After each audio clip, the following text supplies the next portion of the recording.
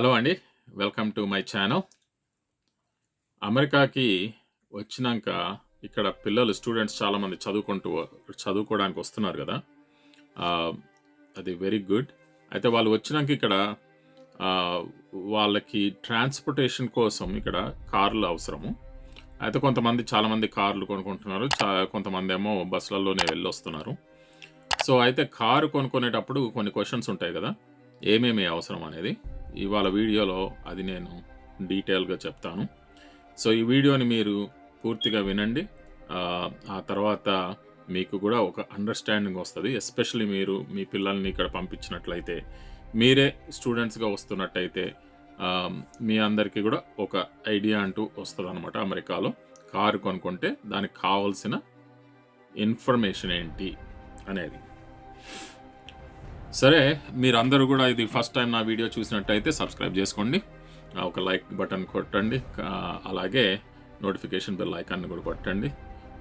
నాకు కూడా మీరు సబ్స్క్రైబ్ చేసుకుంటే మోటివేషన్గా ఉంటుంది. ఇంకా ఇట్లాంటి వీడియోస్ చాలా చేస్తూ ఉంటాను. ఓకే అండి. సో ఈ విషయానికి వస్తే, కార్ కొనుక్కోవాలంటే అమెరికాలో మీకు కావాల్సిన ఏమేమిటి ఉన్నాయి అంటే ఏంటంటే, ఇన్సూరెన్స్ ఒకటి అవసరం, డ్రైవర్ లైసెన్స్ ఇంకోటి అవసరం. అయితే చాలామంది స్టూడెంట్స్ ఈ మధ్యలో ఇంటర్నేషనల్ లైసెన్స్ తీసుకొని వస్తున్నారు, విచ్ ఈస్ గుడ్, అది మంచిదే. ప్లస్ డ్రైవింగ్ కూడా ఇండియాలో నేర్చుకొని రాగలిగితే ఇంకా బెటర్. ఈవెన్ డిఫరెన్సెస్ కొన్ని ఉన్నా ఆ బేసిక్స్ అనేవి మీకు వచ్చి ఉంటాయి కాబట్టి ఇక్కడ కొంచెం ఈజీ అవుతుంది మీకు. ఓకే, సరే, ఇక్కడికి వచ్చినాక కారు కొనాలి అనుకున్నాక ఇన్సూరెన్స్ తీసుకోవాలి కంపల్సరీ. ఇక్కడ ఇన్సూరెన్స్ ఆప్షనల్ కాదండి. ఇక్కడ అమెరికాలో ప్రతి స్టేట్లో కూడా రూల్ అనమాట, గవర్నమెంట్ రూల్ ఇది. ఓకే, ఈవెన్ అమెరికాలో ఉన్న వాళ్ళకే కానీ స్టూడెంట్సే కానీ ఎవరైనా కూడా కారు ఇక్కడ నడపాలంటే ఇన్సూరెన్స్ కంపల్సరీ ఉండాలి. అయితే చాలామంది స్టూడెంట్స్ ఇన్సూరెన్స్ తీసుకోకుండా నడిపిస్తున్నారు కార్లు. అది మంచి పద్ధతి కాదండి. ఎందుకంటే పట్టుపడితే పోలీసు వాళ్ళు అరెస్ట్ చేస్తారు, జైల్లో కూడా పెడతారు. కాబట్టి అలాంటి పని చేయమాకండి. కొంచెం ఖర్చు అయినా పర్వాలేదు, ఇన్సూరెన్స్ తీసుకోండి. దానివల్ల మీకు ఎటువంటి ప్రాబ్లం ఉండకుండా మీరు రూల్స్ ఫాలో అవుతారు. అప్పుడు ఇక్కడ ఇన్సూరెన్స్ లేకుండా నడిపినప్పుడు ఒకవేళ దొరకపడితే దాంతో పెద్ద ప్రాబ్లం అవుతుంది అన్నమాట. సో అది ఒక విషయం. ఇంకోటి ఏంటంటే, ఈ మధ్యలోనే మనకు తెలిసిన ఇక్కడ ఇండియా అబ్బాయి ఒక అతను ఇట్లాగే కార్ నడుపుతూ ఉంటే ఇన్సూరెన్స్ ఉన్నది. అయితే ఇన్సూరెన్స్లో కొన్ని ప్రాబ్లమ్స్ వచ్చినాయి అనమాట. ఏం ప్రాబ్లం వచ్చిందో చెప్తా, వినండి. స్టూడెంట్గా వచ్చాడు. సో వచ్చేసి ఫ్రెండ్స్ ఉంటారు కదా, వీళ్ళందరూ ఇక్కడ రూమ్ షేరింగ్ చేసుకుంటున్నారు. అంటే ఖర్చు ఎందుకు, ఒక్కళ్ళే తీసుకోవడం ఎందుకని ఒక అపార్ట్మెంట్ తీసుకొని, ఒక అపార్ట్మెంట్లో నలుగురు మినిమం ఉంటారు, ఒక్కోసారి 6 కూడా ఉంటారు. ఓకే, ఏంటంటే ఆ ఖర్చుని డివైడ్ చేసుకుంటున్నారు అందరూ, బాగానే ఉంది. అయితే ఇన్సూరెన్స్ వచ్చేసరికి ఈ అబ్బాయి చేసిన పొరపాటు ఏంటంటే, తను ఉన్న అపార్ట్మెంట్లో కాకుండా వాళ్ళ ఫ్రెండ్ ఒకతను పైన నెక్స్ట్ ఫ్లోర్ అనమాట, నెక్స్ట్ ఫ్లోర్లో ఇంకొక రూమ్లో ఉంటాడు ఫ్రెండ్. అయితే ఇద్దరు కలిసి ఇన్సూరెన్స్ తీసుకున్నారు. ఈ అబ్బాయి ఒక రూమ్లో ఉన్నాడు, ఆ అబ్బాయి ఇంకొక రూమ్లో ఉన్నాడు. ఇద్దరు కలిసి ఒకటే ఇన్సూరెన్స్ ప్లాన్ తీసుకున్నారు. ఎందుకని? రేట్ తక్కువ అవుతుందని. సో ఎంత తక్కువ అవుతుంది? మేబీ ఒక $50 తక్కువ అవ్వచ్చు. ఓకే, సో అందుకని తీసుకున్నారు అట్లా. కానీ దాంతో వాళ్ళకి తెలియదు ఏంటంటే, ఒక ప్రాబ్లం వచ్చింది. ఇక్కడ ఇన్సూరెన్స్ వాడికి అన్ని వెరిఫికేషన్స్ చేస్తాడు. ఫస్ట్ వాడు చేసినప్పుడు ఏమైందంటే, వీళ్ళిద్దరూ రెండు వేరే వేరే ఉన్నట్టు వాళ్ళకి ఇన్ఫర్మేషన్ తెలిసినట్టుంది. అయితే ప్రూఫ్ చూపెట్టమన్నారు. మీరిద్దరు ఇక్కడే ఉంటున్నట్టు ప్రూఫ్ చూపెట్టండి. ఎందుకంటే వీళ్ళు అడ్రస్ అడిగినప్పుడు ఒకటే రూమ్లో ఉన్నట్టు చెప్పారు. మరి వాళ్ళకి ఎట్లా తెలిసింది అని అనుకోవచ్చు మీరందరూ.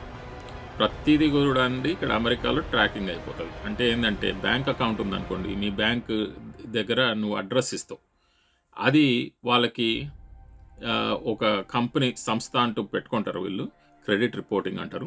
వాళ్ళ దగ్గరికి వెళ్ళిపోతుంది నీ అడ్రస్, నీ పేరు, నువ్వు ఏ బ్యాంక్ పెట్టుకున్నావు, ఇవన్నీ.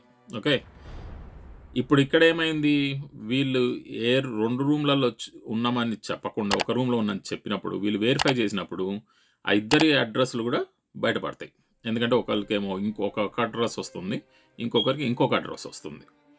సో, అప్పుడేమైంది, ఆ ఇన్స్యూరెన్స్ కంపెనీ వాడు, ఓహో! ఈ పిల్లోడు మనకి తప్పు ఇన్ఫర్మేషన్ చెప్పాడు అని వాళ్ళని ప్రూఫ్ చూపెట్టమని అడుగుతున్నారిప్పుడు. అయితే వాళ్ళు చూపెట్టలేకపోతున్నారు కదా! ఒకటే ఇంట్లో ఉంటున్నట్టు. ప్రూఫ్ కూడా ఎట్లా? మామూలుగా మేము అక్కడ ఉంటున్నామని చెప్పడం గాదు. వాళ్ళకి బ్యాంక్ స్టేట్మెంట్ చూపెట్టాలి, లేదా డ్రైవర్ లైసెన్స్ మీద ఇన్ఫర్మేషన్ చూపెట్టాలి, లేదా యూటిలిటీ బిల్ అంటారు. మెయిన్ ఇక్కడ యూటిలిటీ బిల్ అంటే ఏంది, ఎలక్ట్రిసిటీ బిల్ గానీ, వాటర్ బిల్ గానీ ఇవి చూపెట్టాలనమాట. ఇప్పుడు 2 అడ్రస్‌లలో ఇద్దరి పేర్లు వేరే వేరే దగ్గర ఉంటాయి. ప్లస్ రూమ్ షేరింగ్ గదండీ! అసలు రూమే వీళ్ళ పేరు మీద లేదు. అర్థమైందా? రూమే వీళ్ళ పేరు మీద లేదు. వేరోళ్ళు ఎవరో రూమ్ తీసుకుంటే వీళ్ళందరూ దాంట్లో షేరింగ్ తీసుకుంటున్నారు గాబట్టి అదొక ప్రాబ్లమ్ అయింది. ఇలాంటి ప్రాబ్లమ్స్ స్టూడెంట్స్ ఫేస్ చేస్తున్నారు ఇక్కడ. కాబట్టి ఇన్సూరెన్స్ తీసుకునేటప్పుడు కొన్ని జాగ్రత్తలు తీసుకోండి. ఓకే. మీరు ఇన్సూరెన్స్ కోట్ చేసేటప్పుడే చెప్పండి. మీరు ఏ అడ్రస్‌లో కరెక్ట్‌గా ఉంటున్నారో చెప్పి, ఒకవేళ ఒక ఇంట్లో లేనప్పుడు, ఒక రూమ్‌లో లేనప్పుడు సెపరేట్ పాలిసీస్ తీసుకోవాలి. ఓకే. ఒకటే పాలిసీ మీద ఉండకూడదు. ఒకటే పాలిసీ తీసుకోవచ్చు మీరందరూ కలిసి ఒకటే రూమ్‌లో ఉంటే. కానీ ఒకళ్ళు ఈ ఫ్లాట్‌లో, ఇంకొకళ్ళు ఇంకో ఫ్లాట్‌లో ఉన్నప్పుడు అట్లా తీసుకోకూడదు. ఓకే. సో, అది నంబర్ 1. ఇంకొకటేందంటే, ఈ అబ్బాయి ఇంకొక పని కూడా చేశాడు. ఏందంటే, ఒక చిన్న యాక్సిడెంట్ అయిందనమాట. చిన్న యాక్సిడెంట్ అయితే యాక్సిడెంట్ అప్పుడు చాలా భయపడుతున్నాడు. ఏ పోలీసోళ్ళు వస్తారు, ఏదో అయిపోతుంది అని. ఓకే. మీకు ఇన్సూరెన్స్, డ్రైవర్ లైసెన్స్ ఉంటే అండి ఏమీ కాదు. ఓకే. కార్‌కి డ్యామేజ్ అయినప్పుడు ఇన్సూరెన్స్ మీకు ఉండడము ఉంటే చాలు. ఎందుకంటే ఇన్సూరెన్స్ కంపెనీ వాడు ఆ డ్యామేజ్‌కి డబ్బులు కడతాడు. అదే ఇన్సూరెన్స్, మనం తీసుకునే ఇన్సూరెన్స్. దానికి భయపడేది ఏం లేదు. మీ తప్పు ఉంటది, నేను కాదనట్లేదు. కొంచెం తప్పు ఉంటది. ఆ పోలీసోడు వస్తాడు, మీరు తప్పు చేశారు అని చెప్తాడు. కొంచెం ఫైన్ ఏస్తాడు. ఓకే. ఎంతో కొంత. ఆ తర్వాత రిపోర్ట్ రాసుకొని వెళ్ళిపోతాడు, అంతవరకే. అంతేగాని దాంట్లో మేజర్‌గా ఉండదు. అన్‌లెస్ బిగ్ యాక్సిడెంట్ అయిపోయి ప్రాణాలు పోతే, ఒకవేళ డైరెక్ట్‌గా మనుషుల్ని గుద్దడం అలాంటిది జరిగితే అది వేరుగా ఉంటదేమో. కానీ చిన్న చిన్న వాటికి ఏమంత ఇబ్బందిగా ఏముండదు. సో, ఈ ఈ విషయంలో ఏమైందంటే, జస్ట్ కొంచెం చూసుకోకుండా ఇంకొక బండిని తగలడం అయింది. డ్యామేజ్ వచ్చేసి ఒక $2,000 అయింది. అయితే ఈ అబ్బాయి ఏమో చేతిలో నుండే నేను కట్టుకోవచ్చా అన్నా అని అడిగాడనమాట నన్ను. నేను చేతిలోనే కట్టేసుకుందాం అనుకుంటున్నాను. ఇన్సూరెన్స్ కంపెనీకి చెప్తే మళ్ళీ ప్రాబ్లమ్ అవుతుందేమో అది ఇది అన్నాడు.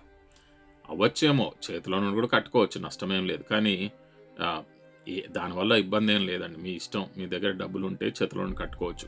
లేదంటే ఇన్సూరెన్స్ కూడా చెప్పేస్తే వాళ్ళే కట్టేస్తారు. పోలీసులతో కూడా అంత భయం ఏమీ లేదు అలాంటి విషయాల్లో.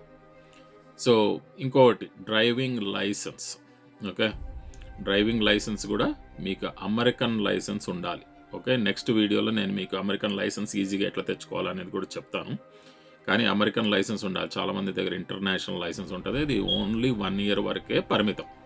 సో, ఈ 1 ఇయర్‌లో మీరు అమెరికన్ లైసెన్స్ తీసుకోవాల్సి వస్తుంది. స్టూడెంట్స్ కూడా నడపాలనుకుంటే ఇక్కడ కార్‌ని. సో, దాన్ని కూడా ప్రిపేర్ అయ్యి ఉండండి. ఓకే. ఎందుకంటే అది licence international licence only 1 year allowed ఇక్కడ. ఓకేనా.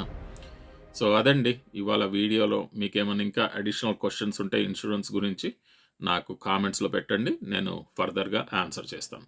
మీరెవరన్నా నా ఛానల్‌ని ఇంకా సబ్స్క్రైబ్ చేసుకోని పక్షాన కొంచెం సబ్స్క్రైబ్ చేసుకోండి. ఒక లైక్ బటన్ కూడా కొట్టండి. అలాగే నోటిఫికేషన్ బెల్ ఐకాన్ కొడితే మీకు నెక్స్ట్ వీడియో నేను పెట్టినప్పుడు మీకు నోటిఫికేషన్ వస్తుంది. ఓకే అండి. Thank you very much.